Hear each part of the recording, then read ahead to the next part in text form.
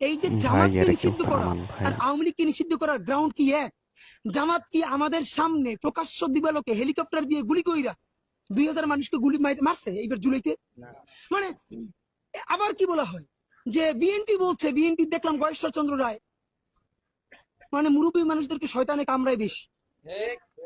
এই জন্য মনে করি বিএনপিরও সিনিয়রদের রিটায়ারমেন্টে যাইয়া এই যে তরুণ যারা আছে তাদেরকে সামনে আনা উচিত। বুড়ো মানুষ ভার এদের। এবং বাংলাদেশে একটা অদ্ভুত ব্যাপার দেখেন, প্রত্যেকটা চাকরির একটা অবসরের বয়স সীমা আছে। রাজনীতি বাংলাদেশে এমন এক নীতি, এটা মরার আগে কবরে গেল সেটা ইলেকশন করতে চায়। আরে ভাই, একজন মানুষ 5 বার 7 বার 20 বার ইলেকশন করে, মানে কি? এই বুড়ো বেটাদের জন্যই তো তরুণরা কোনো জায়গা পায় না।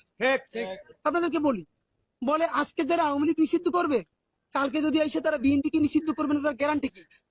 বয়েশ্বর বাবু, আপনি ফ্যাসিবাদ বিরোধী আন্দোলনে তুমুল নির্যাতিত হয়েছেন, এই সম্মান রেখে বলতে চাই।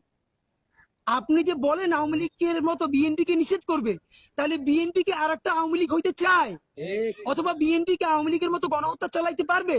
বিএনপি কি হেলিকপ্টার থেকে গুলি করে মানুষ মারতে পারবে? বিএনপি কি প্রকাশ্য দিবালোকে লাশ জ্বালাই দিতে পারবে? আপনি বিএনপি আওয়ামী লীগের সাথে বিএনপি কি তুলনা করেন? কি করেন? এগুলা কোথায় নিয়ে যান? যদি সেইটা বিএনপি পারতই, তাহলে তো 2006-তে ক্ষমতা হারানো লাগতো না। ওই সময় গুলি করে ক্ষমতা থেকে যেতে পারতো খালেদা জিয়া।